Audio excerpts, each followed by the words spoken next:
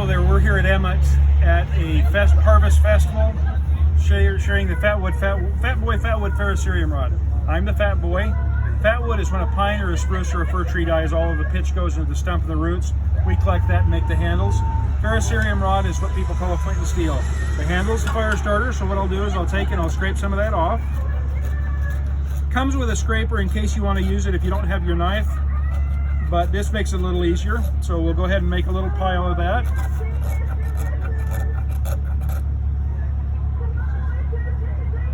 Get that all put together, and then we'll turn it around and use the ferrocerium rod and throw a spark in there. Just like that, we got fire.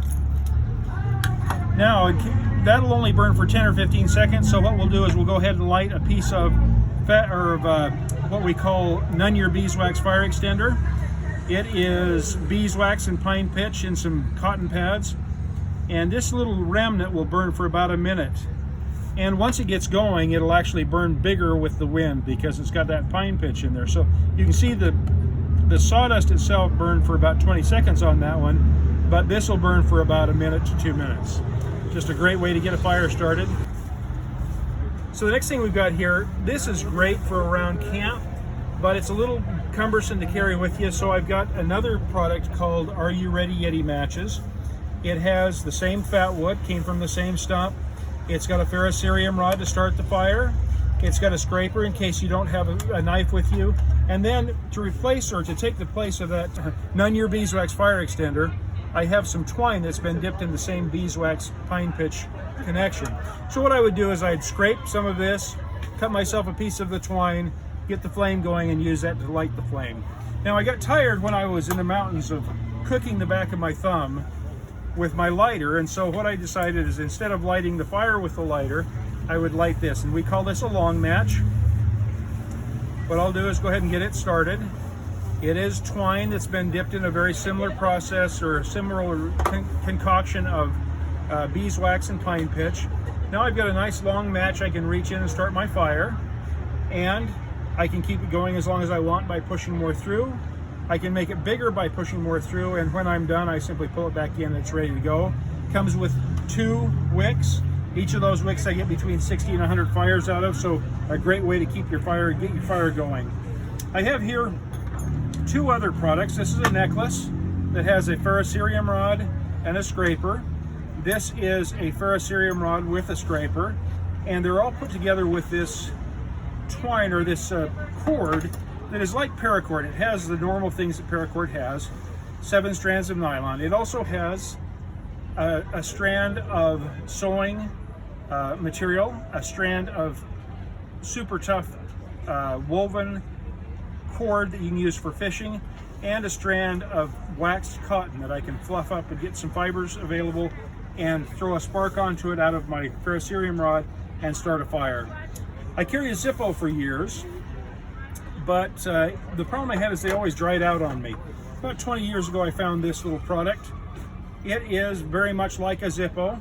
You fill it with the same fluid you do with a Zippo, you use the same wicks, it uses the same flint, and it has very similar flame to what a Zippo does.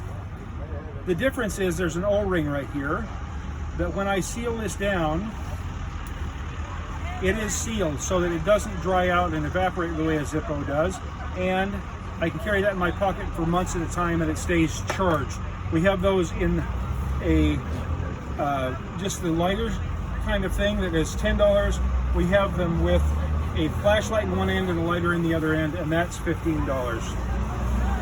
When I was in Boy Scouts, we called toilet paper mountain man money, and these little pellets that I carry around in a container like this, it holds 6 of those.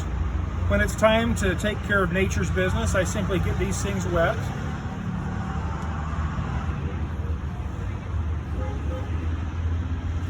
And now I've got a towelette that is 100% cotton, so it's biodegradable. I can bury it on the mountain. It's got some substance to it. It'll hold up to things.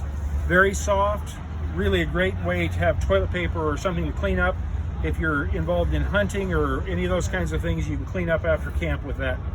We sell that with the package for $5.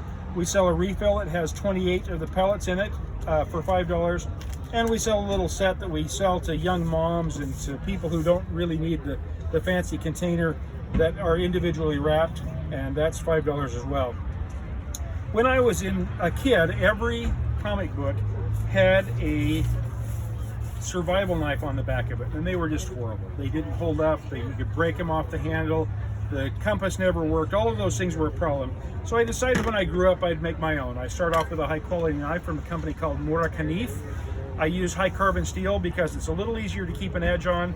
Also because I can get a spark off from it with a piece of flint or chert or quartz. The problem with this is they come kind of rounded. If you notice, when I started this process, I was scraping with the back of my knife.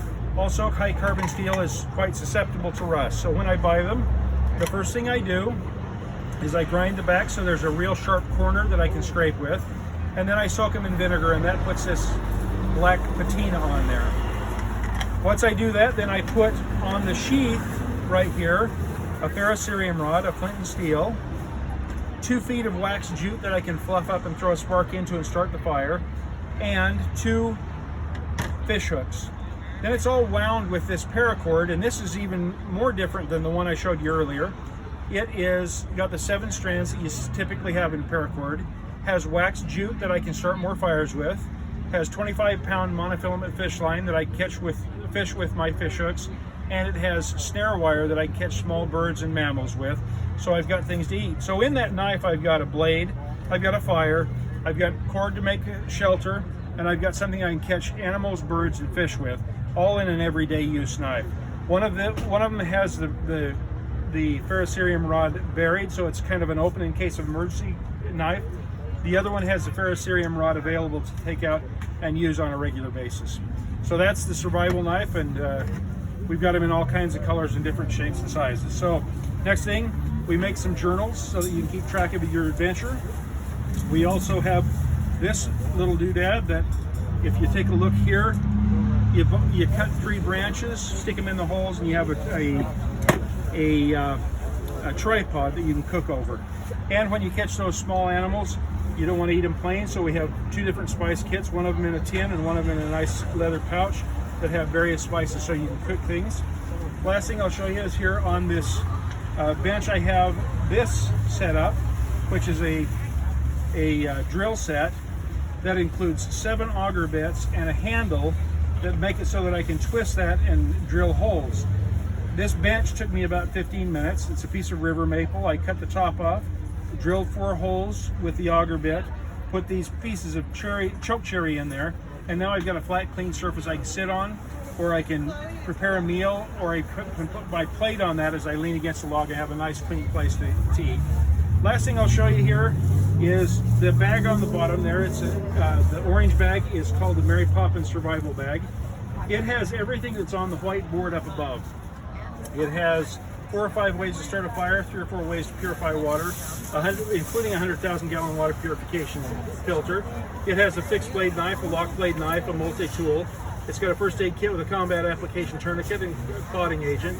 It's got a sewing kit, toilet paper, flashlight, compass, a water bottle that you can put right in the fire and boil water in, a pot with a lid, stuff to build shelter, fishing implements, all of the things that you need to survive. So that's what we have here at the booth at Sawtooth Bushcraft.